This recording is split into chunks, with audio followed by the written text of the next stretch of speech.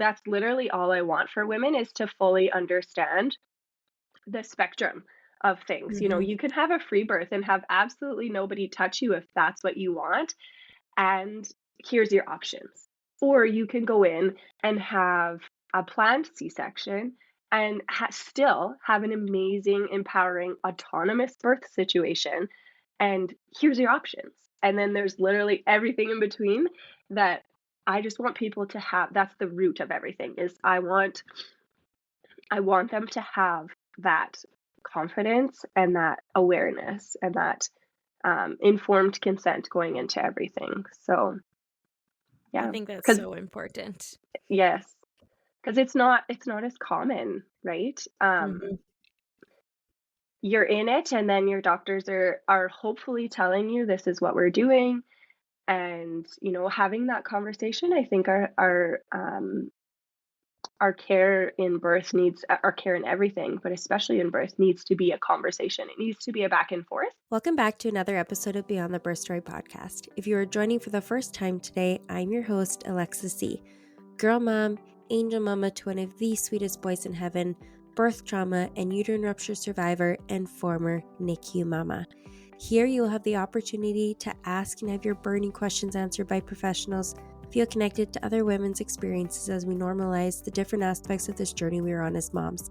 The real and raw moments of healing are shared here as we navigate loss, embrace strength, and find hope again while learning to live after loss. Please note the topics discussed on this podcast are for educational purposes only. Please see your personalized medical professional if you have any questions or concerns that arise from listening, including diagnosis and treatment. Okay. Well, welcome to Beyond the Birth Story podcast. I am so excited to hear all about Rise and Root Maternity, the education that you offer, and more about you. So I think that's where we'll start, is just kind of give me your background, what it is that you do, and how Rise and Root Maternity came to be. All right. So I guess how I started with this is I was like originally really terrified of birth. Like up until I was pregnant, I was like terrified of birth. I'm not really sure. I think I was just like terrified of everything. Um, the pain, not really sure what to expect.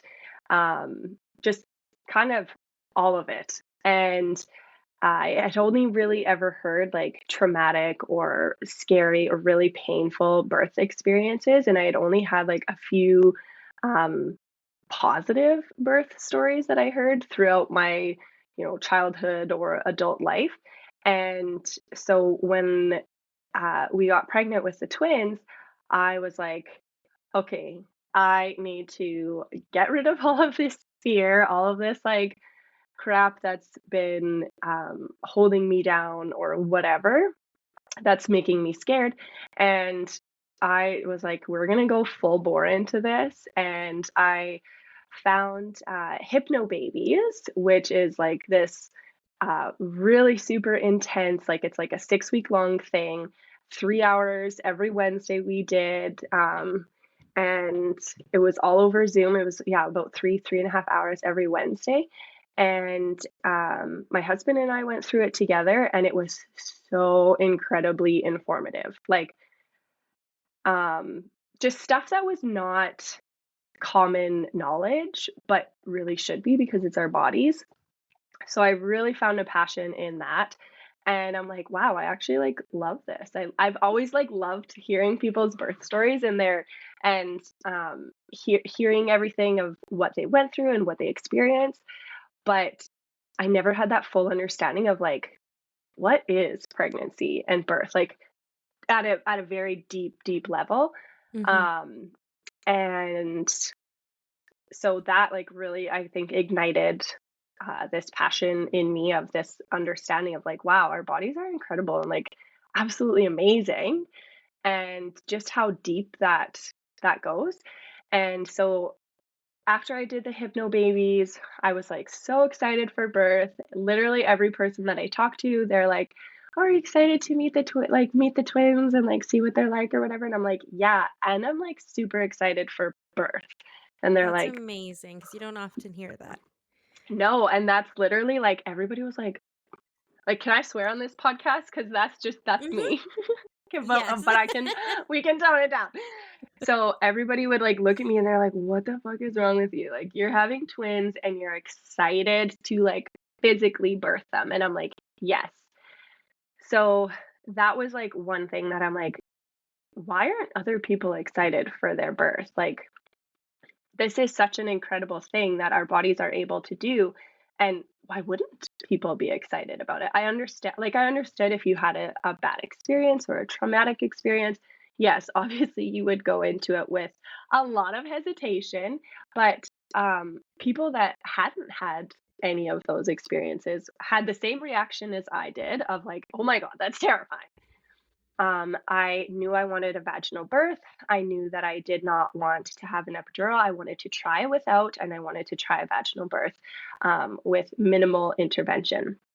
And my OB, we went through three OBs and finally found one who was just so amazing. I delivered at the Sturgeon and had this incredible birth. Um, and like maybe within the first 10 minutes, I was like, well, that wasn't so bad. I could definitely do that again. And everybody in the room was like, no, girl.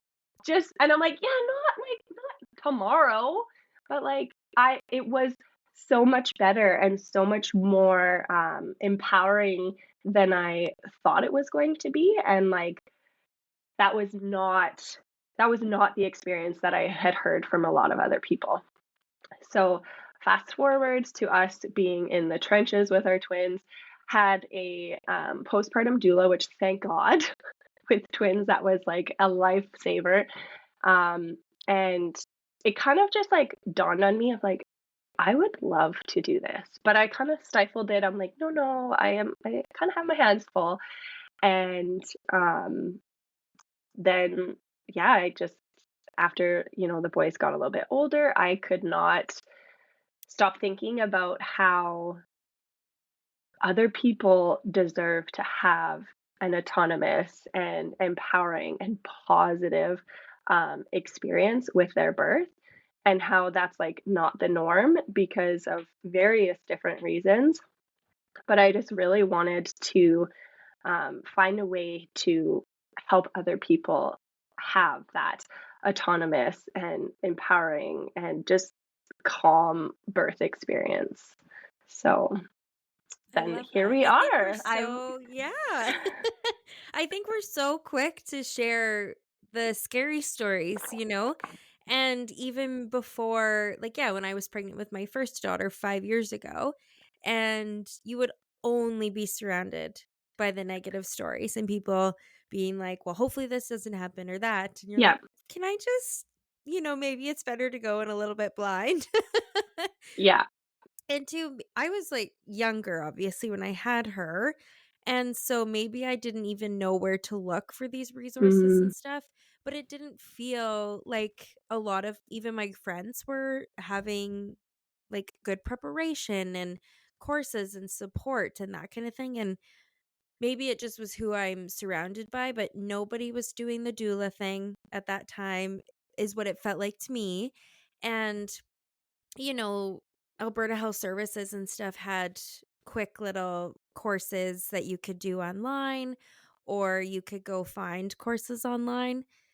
And so either it's becoming more of a thing, which I think is so great, or I'm just surrounded by it even more now. And so it's coming to light and being like doing what I'm doing. Obviously, I'm meeting so many amazing women, and I think it's natural, especially when you have a really, really good birth or a very traumatic birth, to want to make something of that, right? And yeah, use your story to empower, to help create awareness, and just either hopefully help another mom have a very empowering experience, or hopefully help that mom not have like maybe the traumatic experience that you endured, right? yeah. Um and even like I've never pushed a baby out of my crotch. First and foremost, that was always something I wanted to do. So when I hear of people having twins or whatever, I'm like, not only did you push out one, but then you had to turn around and do it all over again. And to hear someone say that was the most empowering experience of my life is just, it's cool. Yeah. So I'm like, It you don't often hear about that. And so, yeah, it's kind of comical to me just because I'm like, yeah, I couldn't even do one. Nope. I know that I am, kind of I am the outlier of that situation. But remember, they're also smaller. Like, I don't know if, for our next kid, eventually, uh, they might be large and it might be a little less magical because there's just some different things that go on if you have a bigger baby. But like the boys were 5 pounds and 5 pounds 9 ounces. So like they Which were I mean are still smaller. pretty good small or pretty good size for twins. It Because was, yes. how much like were they full term? I was 37 and 4 days, Okay. 37 weeks. Yeah. Yeah. So that's like pretty far in to carry twins, I think, right? Yes, it is definitely. So, yes, I just, yeah, it's, I know that I'm very different in that situation, but there was so much prep and so much like mindset stuff that came with it that um, I really felt prepared for, um, you know, not for the absolute worst situation. I don't think we can ever prepare for those kinds of things. But on my birth plan, I had, this is what I want for a vaginal birth. And if we need to do a C section, this is what I would like, as long as it's not an emergency C section, right? You have a lot less options. And because I chose not to get an epidural, I went in with it understanding that if I had the first baby, like if our son Declan came out and something was wrong with Sawyer, then they would need to do an emergency C-section in that situation. And because I didn't have the epidural, I would have had to go under general. Mm-hmm. So, but I didn't want to set myself up for having those interventions and those options just because I had a twin pregnancy. Um, so yeah, there was a lot of awareness and like education that I had to do to make sure that I was fully understanding exactly what I was uh essentially like what I was signing up for and what the risks were on either side. And that's literally all I want for women is to fully understand the spectrum of things. Mm-hmm. You can have a free birth and have absolutely nobody touch you if that's what you want, and here's your options. Or you can go in and have a planned C section and still have an amazing, empowering, autonomous birth situation. And here's your options. And then there's literally everything in between that I just want people to have. That's the root of everything is I want them to have that confidence and that awareness and that informed consent going into everything. So I yeah, think that's because so important. yes, because it's not as common, right? Mm-hmm.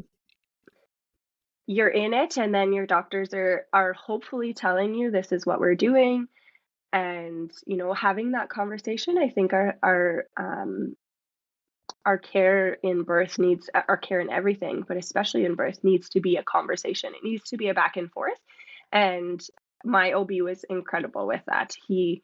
Um, he would give me his opinion, and we would talk about things. Mm-hmm. So, And I yeah. think if you have the education and the knowledge of maybe the outside perspectives and things that you can learn in these prenatal courses may give you a bit more confidence when you're meeting with your provider to bring up different points of views, right? Yes. I think that's what we run into often is you obviously we hopefully trust our providers to make decisions, and so sometimes it's a little scary to speak up and be like, well, what about this?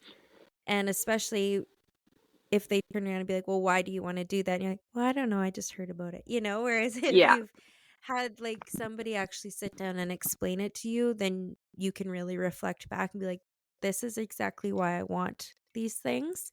And again, have the conversation and be Yeah. less one-sided of like, "This is the care that I provide, so this is what you're gonna get." And I mean, some physicians may still be like that, and then you move on to the next. Like you said, you went through Yeah. 3, and it's almost like an Yes. interviewing process. I had one That's how girlfriend I bring went that in. up. Yeah, she goes, "I interviewed all 3 doctors." I'm like, "What?" I just have one in my mind, and Cannot. I was like, "Sure." You know? Yeah. And, like, what a good perspective to have. It is truly just like interviewing them and figuring out which one's going to be best. Yeah. Yeah. I just recently had a girlfriend who is going through my course, and she was like, I'm going in for my appointment with my OB, and I've got my list of questions. And if I don't feel right, we're breaking up. And I'm like, yes, girl, I love it. But What like, a good I don't want you perspective. to, I don't want you to break up with your provider. That's not the goal. I want you to be confident Yes. um, in what you want and what you're doing, and have that confidence of like, if you can't support my basic wishes, then I'm gonna go somewhere else, right? And Mhm.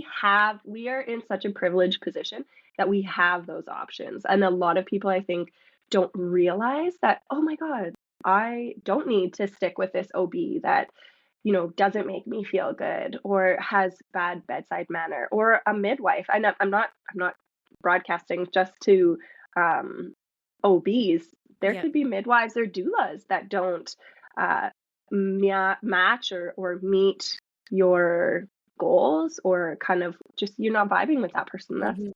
totally okay. And finding someone to, because like you mentioned, going in with your list of questions, which I think is so important. I know I personally, when I get in there, it's almost I'm in like fight or flight. I'm like, you just tell me and like let's get out of here. Like it's almost Yeah. like anxiety ridden. And Yeah. so I'll forget until I go sit in my car and I'm like, oh well, I forgot to ask these Mhm. 5 questions. But it's finding someone that makes you comfortable enough and is patient, and it's like, I'm going to give you the time to ask your questions and give you the answer that you need Yeah. instead of kind of just brushing over it, which I know I'm guilty of too. Is if, okay, I've asked, you gave me an answer, and even if it's not in depth of what I would have liked to have, then okay, I'll just sit and wait, but Yeah. or move on to the next one. So, yeah, just really focusing on that patient physician relationship is Mhm. so important. What do you like? What kind of courses do you offer? What prep are you kind of focused on within your Rise So and Root? yeah, so right now I have everything's online, so it's all like at your own pace. If you would like to go, you find out you're pregnant and you want to start right away, you can do that. I do recommend, you try to do it closer, just so you're not forgetting things. But I have a prenatal education one that just talks more about like your options in pregnancy, different tests, different like supporting pregnancy, nutrition kind of things. And then I have a pregnancy or a birth and postpartum one that talks about obviously, birth prep, um, postpartum prep and support, and how to really set yourself up for peaceful postpartum, and just to fully understand how incredibly important it is to honor that sacred window, and how important it is to make sure that you are supporting yourself and you are helping other people support you um, in postpartum. And then birth, we talk about, your options for birth, pain coping, uh, literally anything that you can think of with birth.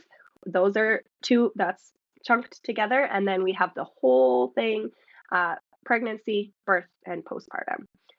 So those are all online right now. And then I'm also working on figuring out how to do some in person things. I'm having such a hard time with it because most people want a weekend or a day long thing. I could do it Mhm. in a weekend, but I could not do it in an 8-hour thing. Like, there is just too much information, and then you add to it that people have questions, so, you wanna leave time for the discussion, and so there is no way that I could take any of my courses and just jam it into, a one-day, like, 8-hour thing, because honestly, like, my belief is that all of it is important. If it wasn't important, I wouldn't put it in there, but I'm trying to figure out how to do it in a weekend or a day and then have, okay, here's some of your maybe online things that you have to do and complete. So I am figuring out how to do in person ones. And I'm also, I haven't set a date for it, but I am going to be doing, and I've done one already, which was so fun. I'm going to be doing a in-person for partners supporting their partners through postpartum. We just finished it and it was just a one evening thing. It was geared for, I created it for couples, but it was geared towards the men of how to support your partner and your baby in postpartum. So we talked about things like intimacy, nurturing your relationship, um, I kind of created this like framework of support, protect, and provide. And yeah, we had so much fun with it. The guys had a blast, I think. And that one I'm going to be offering in person in the spring. And that's what I've got right now. And then I also just released a meditation for fear clearing. So Yes, I see you that's, posted that. yeah, That is so fun. I'm so into that kind of stuff. And again, just another kind of perspective on things and something that you can just work on and complete when you're comfortable doing so and like whenever you may need it, right? It's like yeah, these birth fears and things like that. They don't just come up one time or you do this meditation one time and everything, you're freed of it all, right? no, It's something that you need to be able to access probably often. yeah, And so to have that resource is, I love that you did that. That is one of my yeah. favorite things. Do you listen to, like, guided meditations or anything? Have you Yep. used Yeah, Yep. awesome. I am, my nervous system doesn't stop ever. And so Mm, I, when I get into the state of really needing to kind of tone it down, it's one of my go-tos. yes, I like just reminding yourself to breathe again, you know? yes, I don't, yep, I breathe obviously to yeah, survive, but I don't yep, breathe. fully, like, getting Yes. the oxygen to all of the cells, yeah, Yes. Like, yeah, it's bad when you take a deep breath and you get grounded. lightheaded. Like, Yep, that is yep, me. I feel you, girl. So, oh Mhm, my gosh. So, yeah, I love that. I want to and comment too on the partners education that you do. Um, I feel like that is often overlooked is the mhm, partners. We focus so heavily on the mom and the baby as those are our patients and those are the ones physically going through the labor yeah, and birth process. However, the whether it's a man or just a yep, partner, a birthing partner, I can't even imagine how well, I can't imagine how helpless you probably feel in that situation, especially as like if you're a man in the situation, your natural instinct is to try to protect your partner yep, and protect your baby. And when you are, there is literally absolutely nothing you can do in that moment to take that pain away or anything. And so yep, to be able to find those kind of other things that you can do to try and feel, I'm going to use the word useful in yep, birth, yeah, instead of just being there to physically, help your wife with her leg or in the yep, pushing process or, things like that. yep, And you mentioned intimacy. What yeah. does that entail in your course? So we talk about, a big part of it is supporting intimacy at the emotional level because ultimately, before we can have physical intimacy and true physical intimacy, I'm not just talking about sex as a baseline. Mhm. I'm talking physical and emotional intimacy. So before we can have that physical part, we have to have the emotional aspect of it. And so I talk a little bit about how we can make her feel supported. I talk a lot about that in that Partners Playbook, supporting mom and baby in the fourth trimester. But that's like we kind of joked that was the keyword of the day. Almost every slide, support, support, support. That was the first one on there. But um, yeah, we talk about how to actually create that. And um, something that I shared with the group I recently heard is it's kind of corny, but you can think of intimacy as into me see. Um, anytime you can show your partner that you're into them, that's what they're gonna feel. Like, "Oh, Mhm. he's into me. See? Oh, she's into me. See? Cool. Okay." Um, and really figuring out how to draw your partner out of their experience, or maybe I should say pull yourself in to their experience. Um, Yes. Asking them questions of like, what was that like for you? And not in a way of like, you're a therapist sitting on the couch. What was that like for you? How did that make you Yes. feel? Just like let's say, your partner had a really rough day with a baby, or, you just experienced something really traumatic with birth. Connecting on that um, emotionally intimate level of saying, like, I saw what it was like. I know what it was like for me, but what was that like for you? Like, what were you feeling? What were your thoughts? Um, what were your worries? Where was your mind at when you were in that moment? Mhm. And that can be for something as major as birth, or it can be something as minor as like you were at the grocery store for the first time by yourself and your baby had a blowout.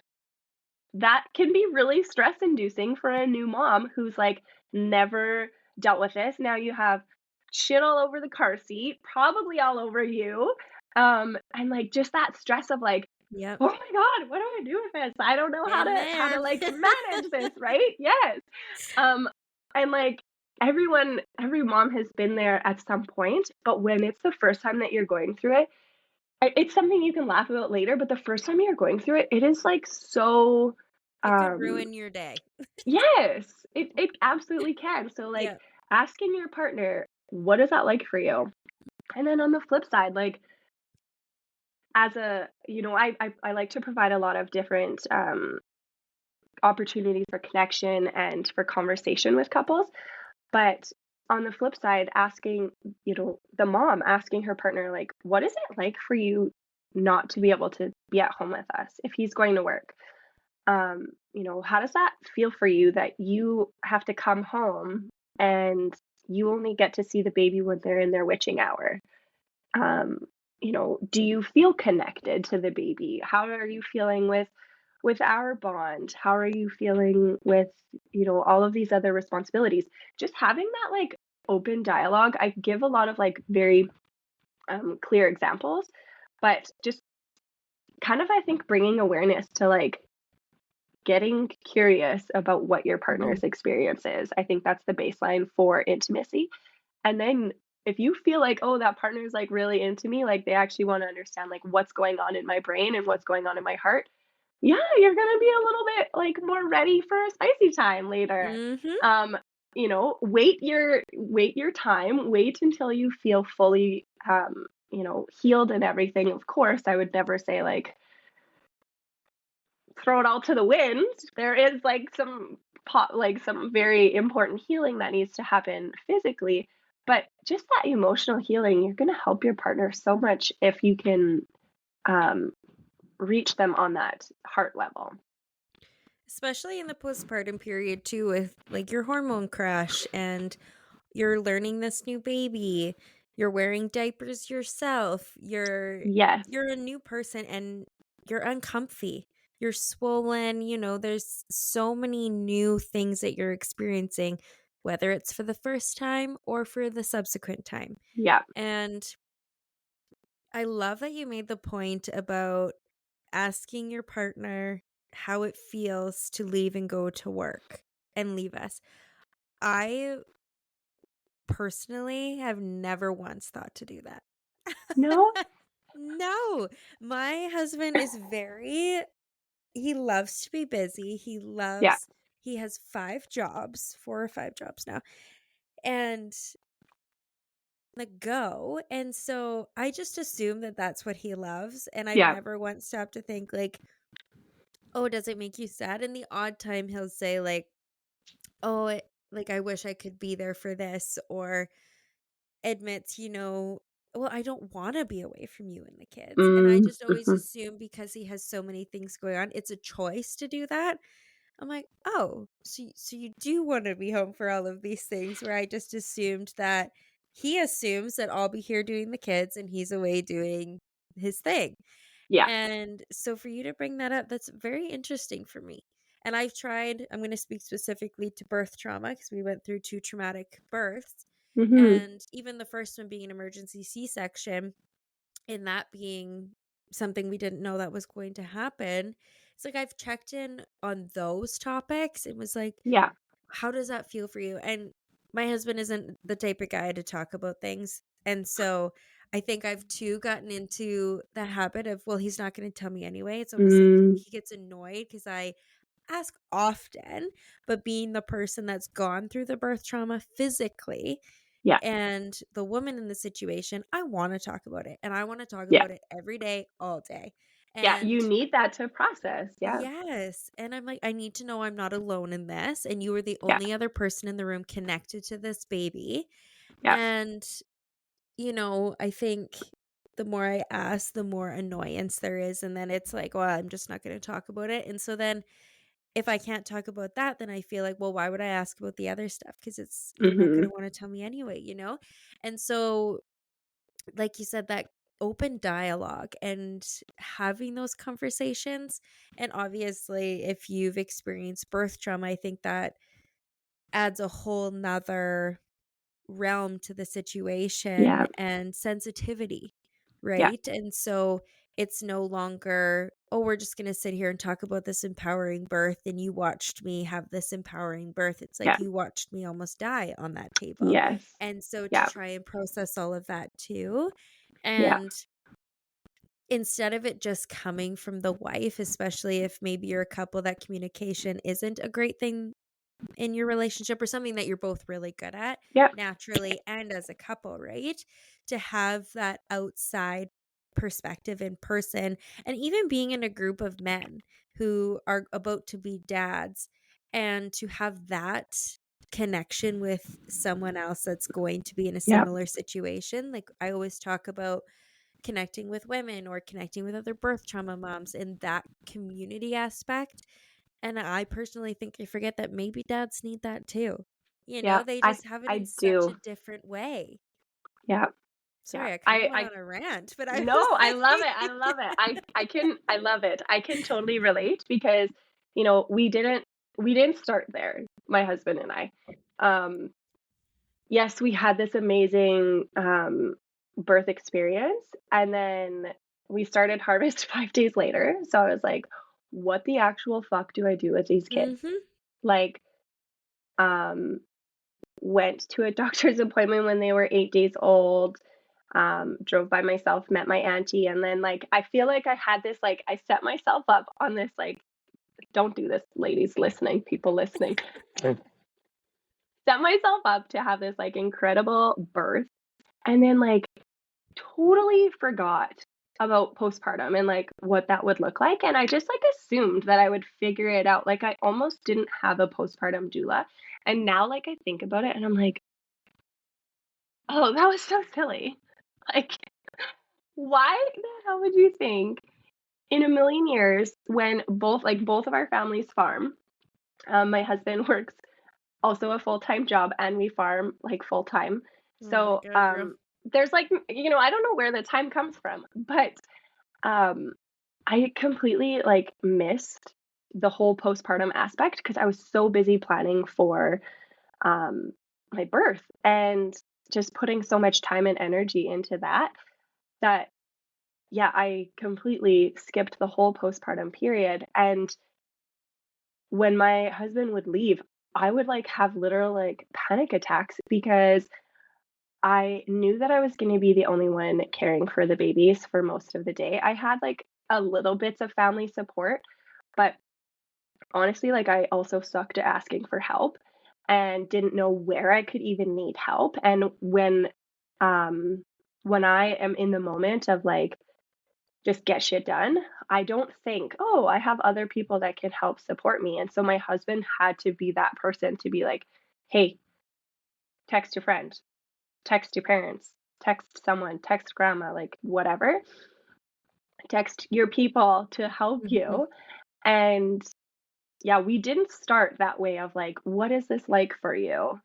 Other than, I think, just seeing my husband leave in tears on the first day that he left to go to work for a few days, that was, like, really, um, heartbreaking, Mhm. but, um, yeah, we didn't start out that way of like, "'Kay, this" we start out with this, really connecting or whatever. It was a lot of just survival and a lot of things that I've learned um, in our marriage to help bring us closer together and things that work for us that hopefully could work for other people. That's where that kind of into you me or intimacy comes from. Um, because yeah, we weren't the couple that would like, yeah, we would talk about things, of course, but my husband's very similar, very busy. I just assumed, well, you want to be away from us, otherwise you wouldn't be.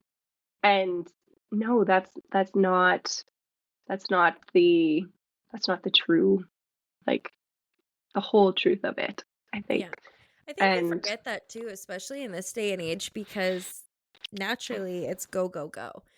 yeah, Whether or not you're the mom at home with the babies or the husband that's working away. And it's not always a choice for them, but yeah, they do it because naturally they're providers and yes, they're like, and so I think it's easy for both parties to lose that perspective because you almost get into like this routine of just assuming that that's what that person wants to do and that they're going to be there to do that job. yeah, And yeah, we kind of are. So yep. I can see why we would start to feel that way, right? Funny that you said about the not preparing about postpartum. You will hear a doula episode coming out in the next couple weeks, and this is a huge thing that we touched on is we prepare for birth. Specifically, Mhm. that's the part the majority of us are scared of. Yeah, And I mentioned in that episode that a lot of the influencers I follow and maybe they do some behind the scenes, but what they put out on their platforms is the postpartum prep is that diaper caddy for yourself or yes. whatever. The one that has your peri bottle, your diapers, Mhm. or the baby's diapers and wipes in a blowout outfit. And it's like, okay, prepared for postpartum. It's like, Yeah, what about all those other things? And yeah, so, very interesting to me that you bring that up and kind of just reiterate that, yes, that is such a common thing that is missed and needs to have so much emphasis.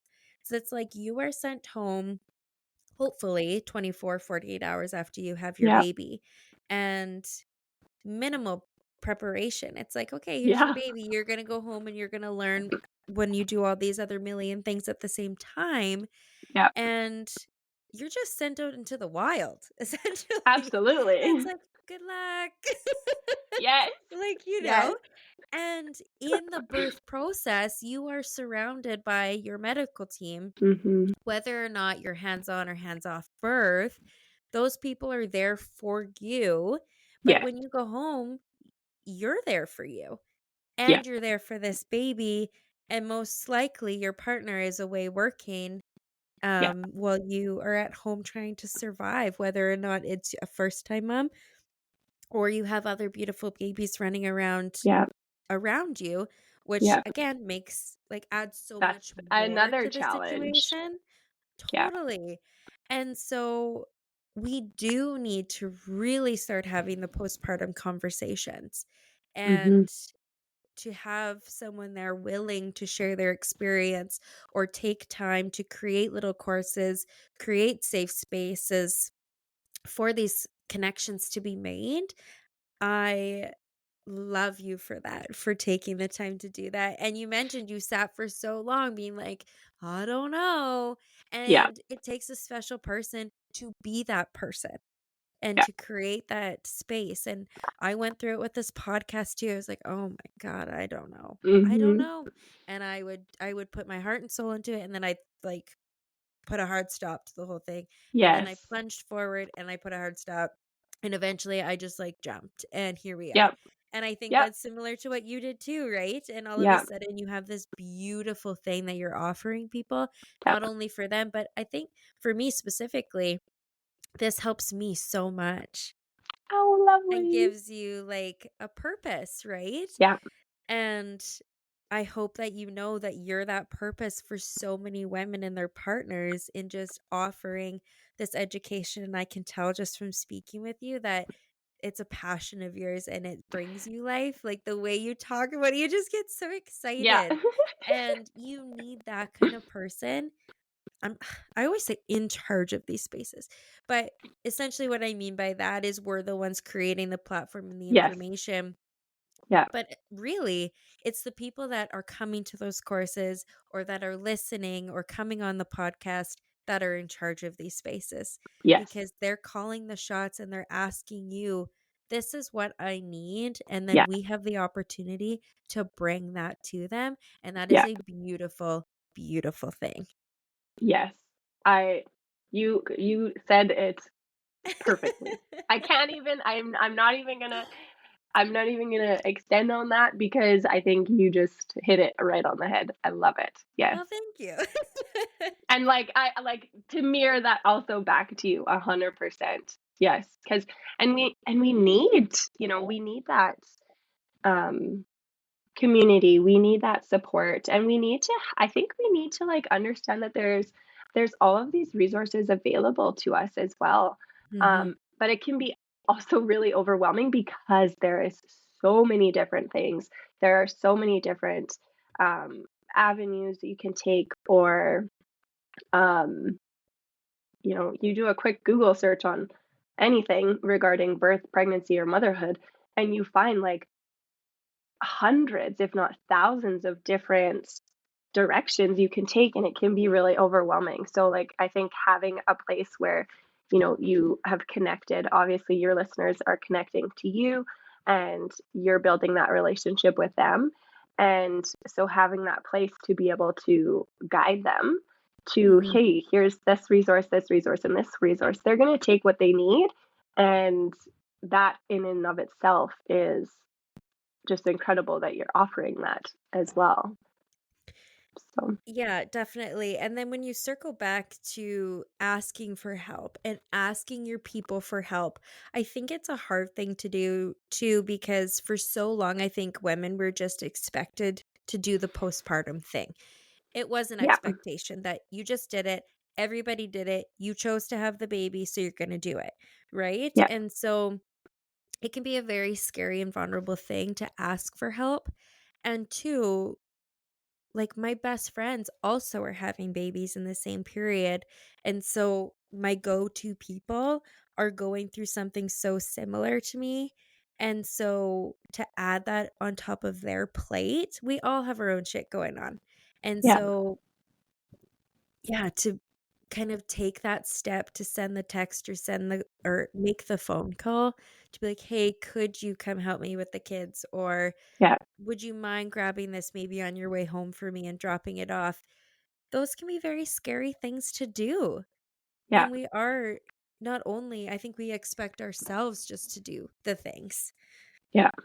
But right? And isn't it so much easier, even if you have like 5 or 6 kids in one space, isn't having that adult so much freaking easier? yes, That even having extra the other friend? kids there. It's like, Yeah. oh, free babysitters essentially. Yes. I always say Yeah. that because we often go swimming at the pool and you'll see a bunch of our other mom friends there and stuff. Yeah. And it's like to get yourself there is hard as hell. But once you're Yeah. there, it's almost easier than being cooped up in your house because your kids are Yeah. just going to go splash in the water. They're going to go do their own thing. And Yeah. we always feel better after.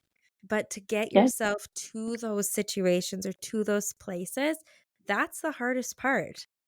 Yeah, I And then agree. once And you're it there with your people, it becomes easier yes. and kind of Yeah. breathes that life into you again, right?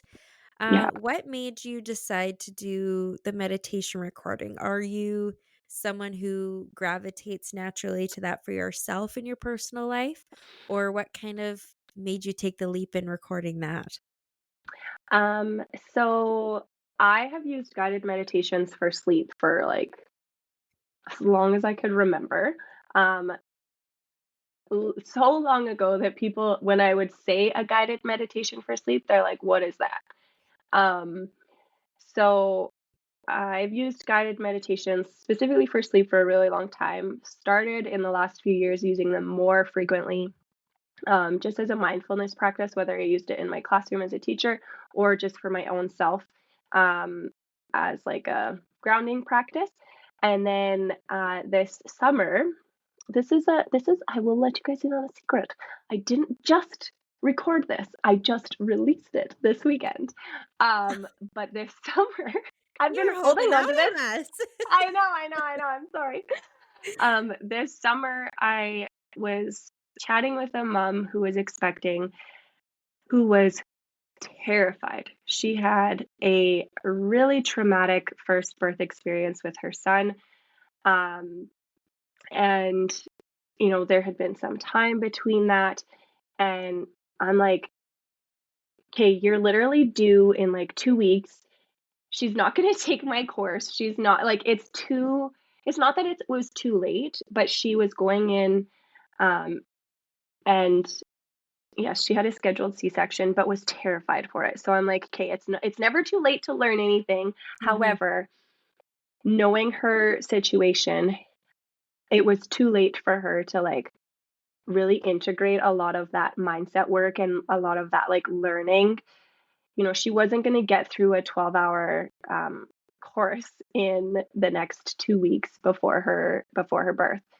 So I'm like, okay, I need to like create something. I started this, when I started Rise and Root, I knew that eventually I would want to create meditations and stuff, because it also is part of my, a little bit part of my birth course. But she really like kickstarted that.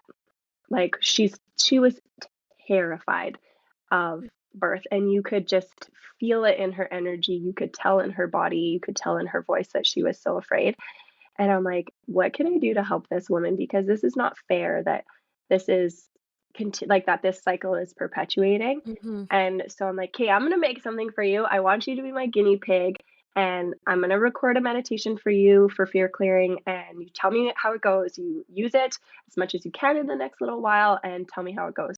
She ended up having her baby, and she texted me after and she was like, thank you so much. Like it helped Oh. me immensely. And like I was like, I had tears in my eyes when I was reading it, because just that like seeing the shift in her from being so scared to like her telling me that it helped keep her calm and like it helped keep her in that moment was so like, yes, this is exactly what I'm doing. This is exactly what I need to do. And yeah, I've been holding on to it for a little while because I just haven't touched a lot of stuff with my Rise and Root maternity work. Um, and I'm just kind of getting back into it because, like you said, with the podcast, you go for it and then you back off. And we have a lot going on right now, as does everybody. But my plate is very, very full, and so I've been holding off on some things that I'd like to do. But now I'm like, nope, doesn't take long to upload a meditation. Let's throw it on there and see what happens. So, It's one of those yeah, things that comes with creative outlets and spaces too, right? Is you're not always in that creative space, and that's okay. I yeah, feel when I was like, I have my TikTok page or whatever, and I showed up multiple times a day, every day for quite a long mm-hmm, time. And yeah, then I got to the point where it was it was so much work to show up. And I'm like, Yeah. okay, so maybe that's not exactly what I need to be doing right now. And to have the pressure on ourselves, and especially when we have so much going on with our kids and with Yeah. ourselves and just the world, right? And, the times that we are able to show up, there's a meaning behind showing up in that way. Yes. And just like you taking the plunge to record that meditation for that mom, that was the right thing for you to do right there. And now Yeah. you get the opportunity to offer that to even more people. And it's going to come out in the right time, Yes. right? Yes. And Like, that's one thing that I really believe is like building from a place of authenticity and yes, intuition. I agree. Yeah. And that's in the times that it's going to show up in the ways that you intended to in the initial moments that you decided to even take that plunge and do those Yeah. recordings or create your courses and things like that, right? And people are going to come across our paths as we walk these journeys, and they're going to spark even more in us. And I think that's one of the it's an honor to have the opportunity to do that for these women. And then when they turn around and, like you said, you read the message with tears in your eyes. And I've had so many messages in my inbox of women. They're like, we had the most traumatic experience or whatever it was. And your page just found us at the perfect Oh. time. Mhm. And it just kind of, like you said, reiterates that you're here for the right reasons and you're Yeah. doing the right thing. Do you still teach or do you? No. Okay. No, I might go back to subbing eventually once Yeah. we're a little more settled. We're renovating a farmhouse right now, which is basically it would have been less work to uh, build from scratch. I'll just say that. So no, I am not in the school right now. Okay. I'm not going to say never, but Mhm. yes, eventually. I'm curious. I have a question for you. How long have Yeah. you been sitting on the podcast idea? Mm. Oh God, I don't even know. A while. Oh wow. Yeah. I did the TikTok thing and I started pretty early ish after Kate passed. Hmm. And then since then, I kind of was sharing on Instagram. And in my head, TikTok was more of a platform of like Dear Diary, whereas Right. Yes. Instagram, I kept it pretty PG. And TikTok, I would just post anything and everything. And it was very freeing for me. Yeah. And I would post just a lot of like my thoughts on Instagram, and I would have a lot of people reach out being like, you should write a book. Like, I think you would Hmm. be really good at that. And I have a few chapters written down, but it never felt like the right thing to do. And Hmm. like I said in episode 1, I needed to use my physical voice. I Yeah. needed to not sit behind a computer or a phone and just write. And Yep. I get a lot of my healing and stuff from connecting with other moms, connecting with other women, and being able to have the conversations and like learn from your perspectives. Like from chatting with you today, I've learned so much and have been able to reflect on like my personal experience. And so Yeah. it's like, okay, it can't just be me that's feeling this way, or it can't just Yeah. be my marriage that operates in this certain fight or Yeah. flight majority of the time.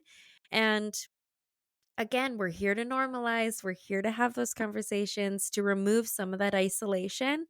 And so I okay, so full disclosure, my husband is a very sarcastic human being and like God love him for it. But sometimes it makes me a little nervous to like Mm. bring things up because if he responds in a sarcastic way, I'll just be like, oh, okay, never mind. It was a joke Yeah. anyway. Yeah. But on the other hand, he's always supported what I've wanted to do and he is my biggest cheerleader. And so I like kind of brought the topic up to a couple of my girlfriends. I had a note in my phone. It said podcast dream. And I was just kind of like playing with things. And then and I think why I was super nervous about this is because he still will not talk to me about the what we went through. And Mm, so I was using TikTok to talk about it, but I was really nervous that he wasn't going to want me to talk, you know? And so right. one day we were driving to Edmonton and I all of a sudden was just like, I think I need to start a podcast. And he was like, yeah, like research your mic and stuff right now. Like, let's do it. Like, what do you need? And I'm like, for real? He was like, yeah. Oh. He's like, what are you going to call it? This, that. And we were kind of just like sitting. And I think for the longest time, I was nervous about that, nervous about the lack of maybe support. I think sometimes coming from a small town, like we will sit on social media and scroll all day and we'll follow our influencers and follow their lives. But then when you're in a small town, it's almost sometimes the outlook like, oh, you're going to do that? It's like, well, Mhm. yeah. Like, and so I think I had that kind of blockage for a bit, even though that's not what I received at all, which has been super special. And just like nervous about connecting with people and reaching out and then being like, no, I'm not into that. I'm like, okay. Right. Yeah, like Like that little there's bit of so, fear of, like, judgment and yeah. rejection. Yeah, Yeah, and absolutely. when your heart is so wrapped up in something. And so once I kind of overcame all of that, I was blocked in the name of it. I could not find a name that appropriately represented what I wanted it to represent.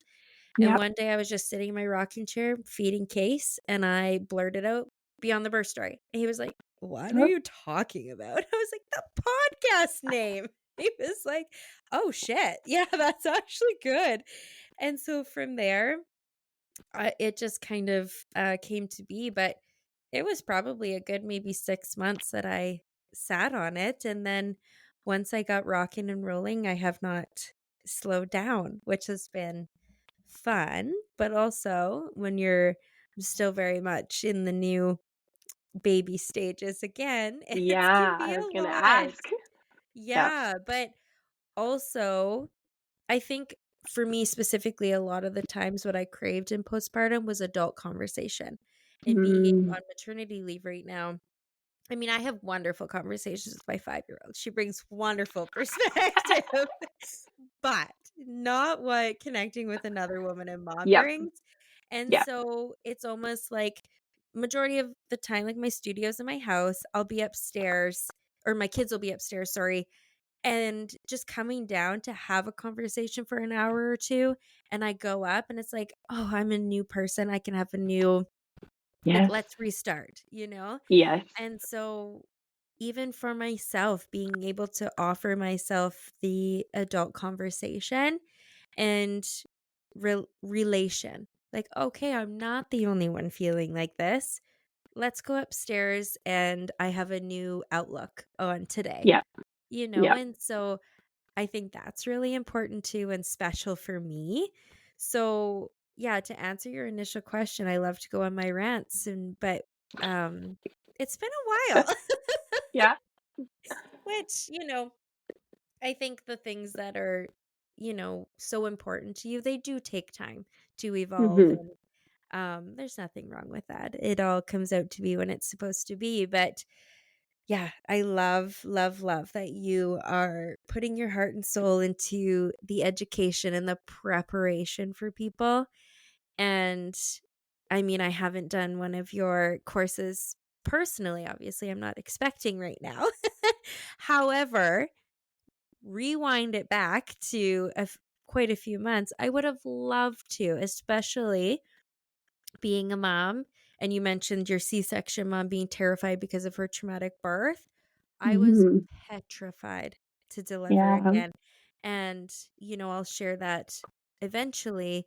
But my poor nurse prepping me for my C section, I've never been that emotional and had literal life taken over me Oh, before. And it was so weird. And I kept apologizing. I'm like, I do not know what's happening to me. And it was like the moment the C section was over and I knew that he was okay, I was okay. And it was like, yeah. I don't know why I reacted like that. But obviously, and I had It been makes working in sense. therapy too. Yeah, of like trying to prepare myself, Yeah. but nothing could have prepared me for that or nothing helped No. really, to have something. And she would go over, your five senses and ground yourself when you get in there and do these things. but my body just kind of took over. And it was Yeah. I needed the meditation, or I needed these courses and things like that to really be able to hone in and try and relax myself as much as possible and try to Yeah. take off some of those fears, right? Yeah. Yeah. So, what Yeah. you're Your doing is body an incredible thing. definitely thank you. Your body definitely remembers those things. And because you went through, such a traumatic experience, yeah, your body's not I'm not surprised at all that you were, Mhm. you felt out of it and, that you had never experienced that before because your body was experiencing that again, though, of like feeling in that way. And that's one big thing that, I hope with the meditation that it allows people to kind of let go of some of that. Um, and maybe I should add this to the note that like our bodies like in the meditation, but like our bodies hold so much, like our physical bodies hold so much um, trauma and grief or whatever it is. And after we release some of those fears in the meditation, sometimes you just need to shake it off or go and take a walk or go and do something physical to be able to help your body process through that. Um, and yeah, I'm not, my heart breaks for you that you felt that way, that you were terrified and that you were, um, you know, feeling that, that fear because it does happen on a very physical, like visceral, deep level. Yep. Um, but my hope is that, other people and your platform, because you are sharing and we're even just having this conversation and you're communicating with other people and other resources. My hope is that like other people can pull themselves in a different direction to be able to heal from that and have their hopefully maybe their next birth or their first birth or whatever it is be a much more positive experience. And um it takes some fucking work. It Oh, is hell yeah, not girl. easy. It is Like, work. yes. And work on like all layers of our Yep. bodies, our physical body, our emotional body, our spiritual body, all of that.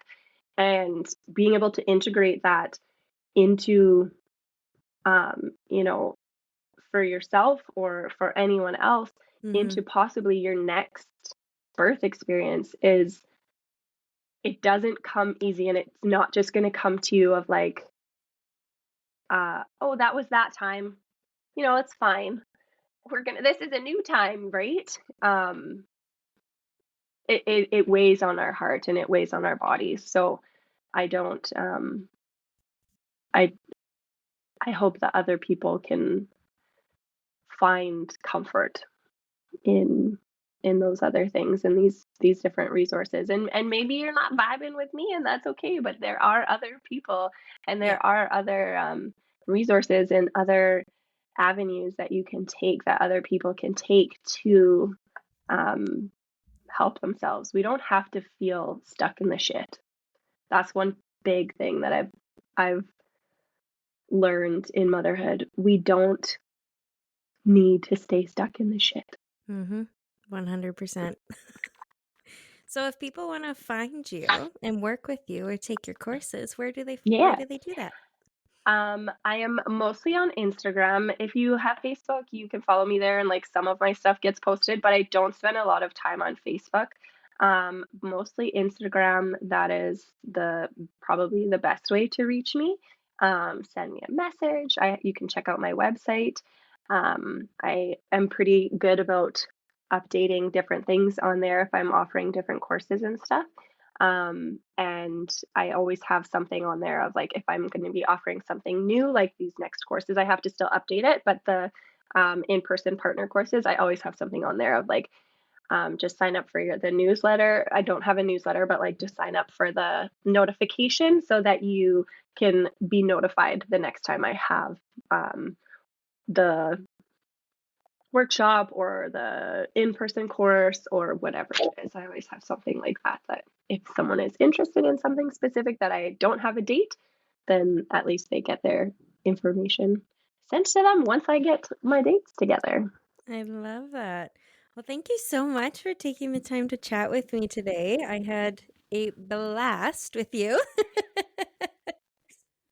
And I definitely, yeah, I cannot say enough how much I just love what you are offering to the birth, the prenatal, the postpartum world. And the world definitely needs you and more of you. So please keep sharing, doing your thing, creating your meditations. Mm-hmm. Don't stop Mm-hmm. at one. All right. We could probably Okay. use Yes. we could use a postpartum one. Yes, definitely. Yeah. Awesome. Well, I look forward to connecting with you in the future. Yes. Thank you so much for having me. I have had a wonderful time chatting with you. And I think you've just really reminded me that, yes, we have to use our gifts. Me And too. I'm so glad that you didn't, let that fear of what other people might think or, you know, brought it up with your husband who supported you. Isn't that funny that, and I do the same thing every once in a while. I'll be like so nervous. I'll tiptoe around things. And my husband is like my biggest cheerleader with everything. Hmm. But isn't that so goofy that we like tiptoe around different things and we're like, oh, I Oh, I don't want to know. start it because, that might put something else on his plate or whatever, right? When in the end, it really fills our cup, which just spills over into them and fills our cup and spills over into other women's lives. Like you've Yeah. totally filled my cup today. I love it. And I'm Thanks. definitely going to be like tiptoeing through the whole, not tiptoeing in terms of like bad, but like fluttering through the day for Yeah. sure. And I feel like too, we almost forget that our husbands are watching us through this postpartum period. They're watching Yeah. us become the mom. They're watching us be a mom. And it's obviously a very different version of us than when we first got together. And for them to be able to watch our cup be filled by doing something like Hmm. this, I think it makes them proud and happy. Yes. Yeah.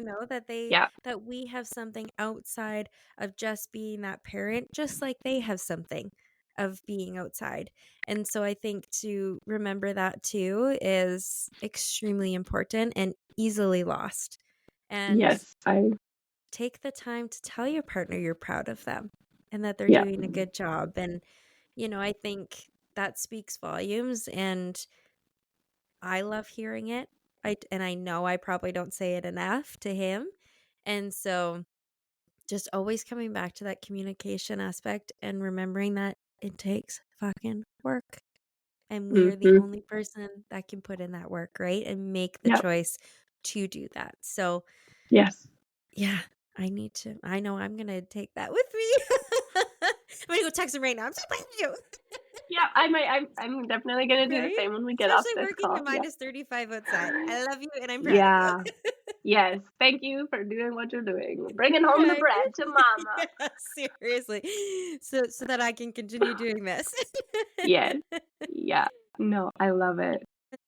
Thanks for listening to this week's episode. Please take a moment and on whatever app you're listening to us on, press that follow button to stay up to date with all future episodes. If you or someone you know are interested in being a guest on the Beyond the Birth Story podcast or a sponsor, please visit our Instagram or Facebook at Beyond the Birth Story podcast and send a message or fill out that contact form.